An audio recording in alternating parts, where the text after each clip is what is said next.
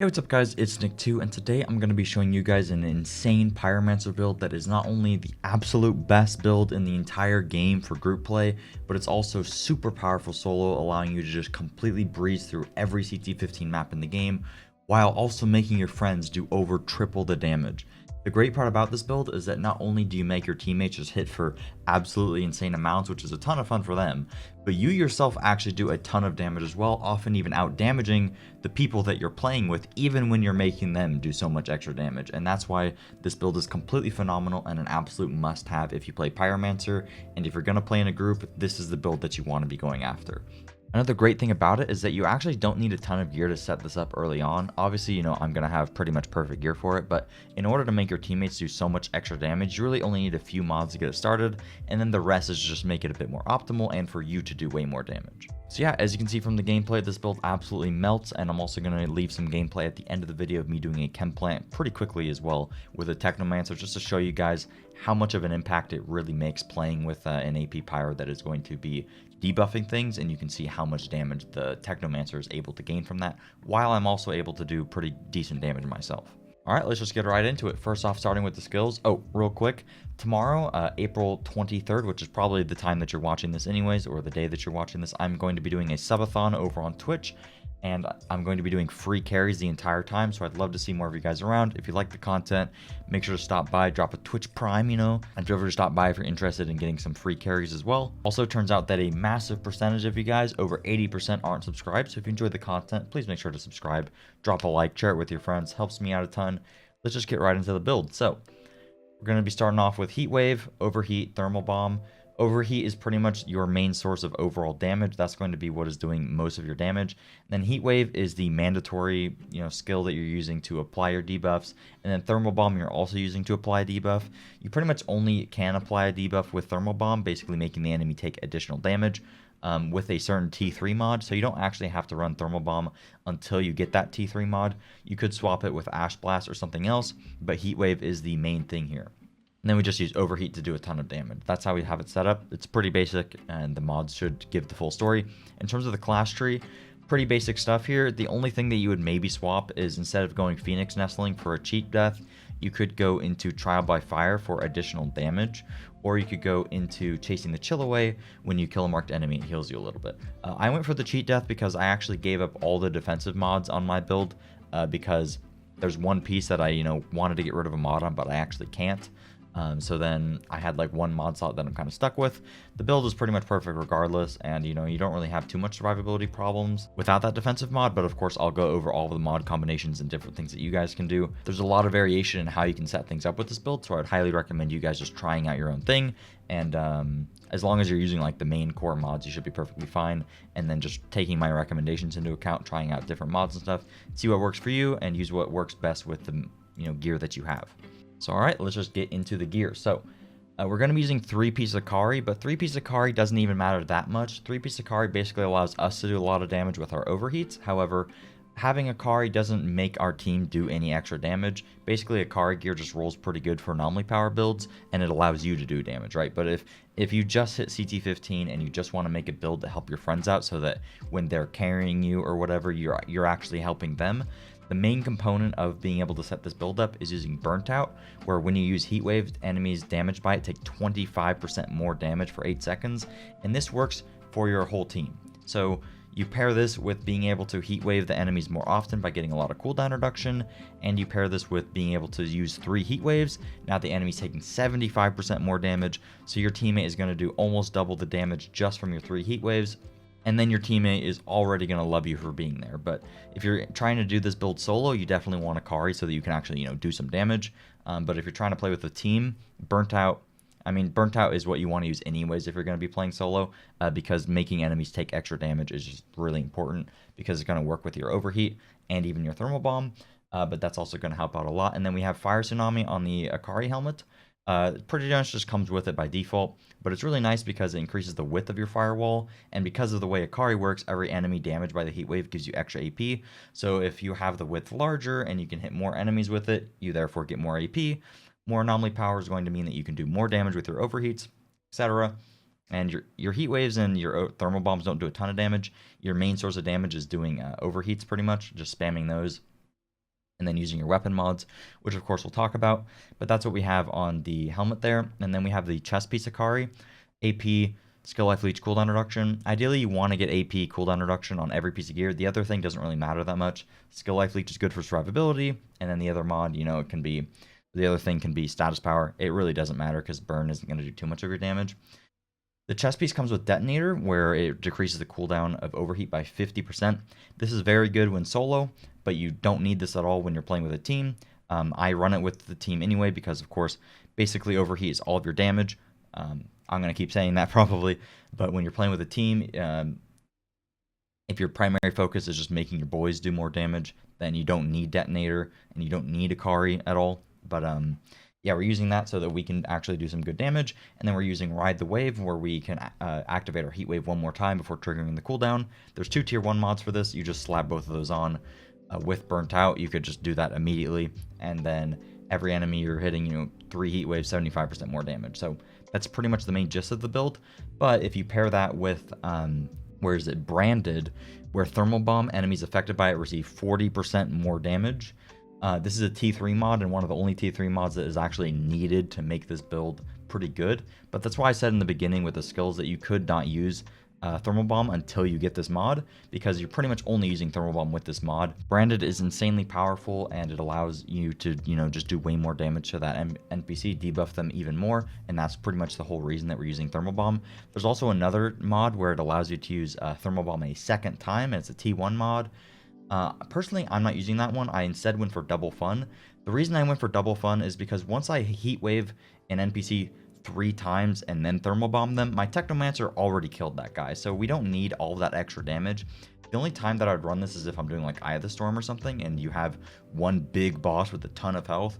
If you're playing in a group and you guys don't have like crazy gear, or you're playing with Devastators or something, you can run Double Thermal Bomb. Also because Double Thermal Bomb is a tier 1 mod, where Double Fun affecting 2 targets is a tier 3 mod. The reason that I would rather run Double Fun, I don't run it in the gameplay, but you'll see why I don't suggest running Double Thermal Bomb, is because my Technomancer instantly kills it, right? So I'd rather be able to just press Thermal Bomb once, and then it hits 2 elites, and then my Technomancer can kill the 1 elite, and then kill the other elite, and then I can start doing my damage, rather than having to cast 2 Thermal Bombs, right? I also would suggest this in solo as well. However, you don't even need to run this at all. You could easily just swap this out for Captain Hunter. Same thing with the 3rd Heat Wave. It's pretty much the same idea. If you're playing with a group and your teammates are killing the elite before you get your 3rd Heat Wave off, you might not even want to run that 3rd Heat Wave. You could just run double Heat Wave, and then you could go for a survivability mod, such as Blacksmith, where every time you overheat an enemy and it consumes a status, gives you like 50k armor. Stacks up to 8 times. You're pretty much invincible with that. Or you could use Emergency Stance as well. Or you can just put on Captain Hunter so you do extra damage to elites. Pretty much those are all the mods that you'd want to swap around. I could also swap out Pants on Fire here, where overheat is just going to increase the damage by a little bit, pretty much is ultimately what it results in. This makes you do a bit more damage overall. However, if my main goal is to make my friends do more damage while also maintaining survivability, I might get rid of Pants on Fire, make sure that I have the double Thermal Bomb. Hell, even do the Double Fun and the double Thermal Bomb. So I'm just Thermal Bombing everything, throwing out the 3 Heat Waves, you know, making my boys do a ton of damage. Pants on Fire is just what I have because this is what's rolled on it, but it's also fine. If I didn't have Pants on Fire, I'd probably just put on a survivability mod, to be honest with you guys. But if you wanted to play with that, you know, you definitely could. My pants, there's nothing special here, just AP, cooldown reduction, whatever. It's Pants of the Akari, so I'm getting that 3-piece, and then it comes with Anomaly Echo. The other thing on it makes Heat Wave apply weakness. I don't really think that's all that great, but you could run that if you... And it also is pretty good in a group setting because it makes the mobs do less damage to everybody around. But I went for Anomaly Echo just to get more base AP, because the amount of extra AP we're going to get from Akari is going to scale off of our base AP amount, right? But you could very easily use the other thing. It doesn't really matter. And then we use Tidal Wave, you know, the 3rd Heat Wave. Again, you could swap that out with a defensive mod. You could swap that out with Thermal Bomb twice. You could swap that out with Power Assimilation for more AP. You could swap it out with Captain Hunter, etc. That's pretty much all the variation that there is with this build, which is why I recommend you guys try out your own thing. And as long as you have like Burnt Out, Heat Wave twice, and then Branded here, you're perfectly fine. I put on Untamed Power. That could even be a flex spot as well. You don't necessarily have to use Untamed Power. Hell, you could even use Bullet Kindling, where you do 20% more damage to enemies with fire on them. I wouldn't really recommend that one as much. The reason that I use Untamed Power is it's just on my boots, but also Untamed Power just does a lot of damage, especially in AoE. If you have a cooldown reduction on every single piece, and you spec your tree the right way, Overheat's like a 4-second cooldown, and also you have, those 3 heat waves, those double thermal bombs, and then Untamed Powers, actually its damage is going to scale based on your overall anomaly power, right? So if you have a ton of anomaly power, Untamed Power is going to end up doing a whole bunch of extra damage, and it's really good against elites when you're like right in their face and there's also a whole bunch of other mods around. It does a good amount of AoE damage, but if your teammates are killing everything anyways, you don't completely need it, but it is certainly helpful. That's pretty much the build. Mainly all you care about is getting branded, burnt out, and then multiple heat waves for the group debuffing portion, and then for single target, or not for single target, but for solo or you just doing damage, you really want detonator to be able to do more AoE damage, and then just getting pens on fire can increase your AoE damage, Untamed Power a little bit. We talked about it, right? But that's pretty much the gist of the build. In terms of being able to do more damage yourself as well, that's where weapon mods comes in. So I use a Death Shield with Fortress on it, because Fortress is going to scale all of our damage. So getting that 43% extra damage, you're going to have it by default. You don't have to stack any extra armor to be able to get this. You're going to have that by default, and then that's just going to make your skills do 43% more damage. Really good. And then I pair that with Shadow Comet. The reason that I put it on the Death Shield is actually the Death Shield has a 17-meter range. So having it on a Death Shield rather than, a slug variant, it's going to be able to hit enemies at a further range, and for some reason Shadow Comet does more damage at a longer range, but also there will be more spread at a longer range, as Shadow Comet can land on multiple enemies. Shadow Comet's really good for just passive damage all the time. And then I use an Anemoy with Fortress on it and Moaning Winds. Pretty much if we just swap to this, and then it procs Moaning Winds. If the enemy has a lot of debuffs on them, such as all your thermal bombs, heat waves and stuff, Moaning Winds can hit for like 3 million, does a ton of damage, very powerful. Paired with Fortress is going to scale the damage of Moaning Winds. Also, I just have Fortress there just in case that, I swap and I forget to swap back, so that my skills are going to benefit from that. I also even put Moaning Winds on my Torment and Agony. Torment and Agony also comes with Clip Combustion, which will also go off anytime you swap. Don't really need this, but if you're really having boss damage problems, this is also, you could use all your skills, pop your Overheat, Shadow Comet, swap to the Anemoy, and then also swap to the pistols. If the boss isn't dead by then, I don't know what you guys are doing, but yeah, that'll do a ton of boss damage. So yeah, that's pretty much it. Here is the gameplay. Thank you guys so much for watching. Hope the build helped. If it does, please ensure to drop a like, subscribe for videos similar to this one, and I hope to see you guys tomorrow at the subathon. All right, see you guys.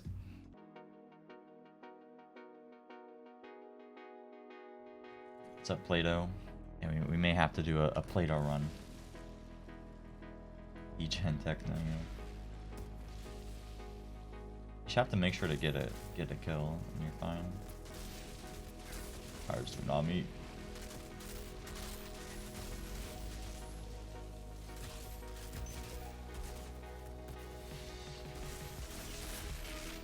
Okay, he also just one-shots him. He's not even heat wave. Much better. I love when thermal bomb bugs. Yeah, so no emergency stance, but we do have a cheat death.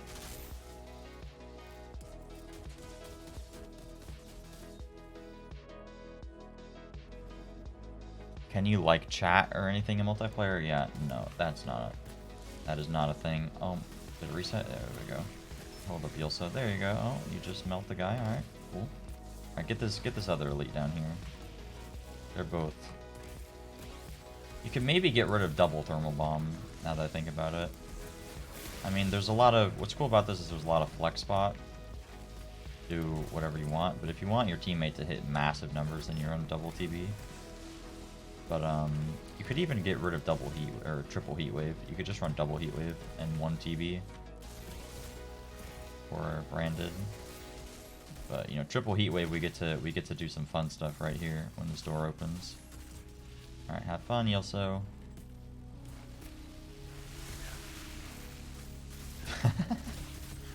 Have fun, Yelso. Oh no, you can't get back to sleep? Alright, we'll do runs with you. Is there a mob alive? What's happening? Dude, we did it so fast it like bugged out. Alright, let's keep it going. I guess we're doing a pretty fast run. Alright, I'll TV this guy. Get him heat wave that guy too. I'll get rid of this guy myself, I guess. Nice, nice. Alright, you can go that side. I'll stay this side. You just have so much skill leech that if you're constantly doing damage, you don't actually need... Oh yeah, I should get these guys.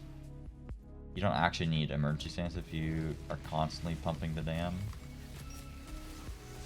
Oh, moan on them. In with a little moaning action. Here we just have 1,000,000% AP and they all get one shot. See you later. Also, did you run out of blighted perhaps?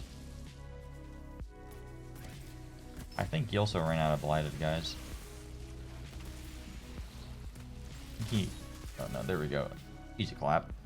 Yoso's never had this much fun in his life. What's up, JRA? How you doing? Do you need a Kari to hit so hard with Heat Wave? So Heat Wave doesn't do a lot of your damage. Overheat is what does a lot of your damage. I'll go mid and debuff him for you, and you can go left to get your... Just kill the mobs on the left and get your whatever it's called. Stacking stuff. Or not, that's okay. The mobs just get melted in. The mobs just die anyways, who cares, dude? Dude, this Techno plus Pyro is just not okay, man. You're just playing a different game than everybody else. You're just playing a completely separate game, just mowing through everything. I don't even need to like weapon swap and comment and all this stuff. He just kills the bosses for me. He'll just sleep at work later. Dude, that's what I would do. That's what I would say at school. I'd wake up tired for school and I'm like, I guess I'll just sleep in school. I guess I'll just come home and take a massive nap. And then that was me every single day. What the heck? Did it activate? I think it activated. You hit for 10 mil as a body shot. Yep. I do the Golem glitch. You just use Golem and then it'll just give it to you permanently when it procs. Sometimes it doesn't give it to you instantly, which is hence why people think it's bugged. Gotta let me heat wave the boys.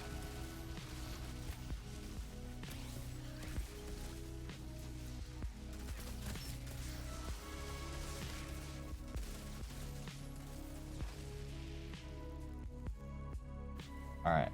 You gotta give me a second so I can heat wave him. How do you hit for 10 million a shot? No, Yilso, you're just killing him before I get to do my thing, man. I'm trying to make you better, alright, Yilso?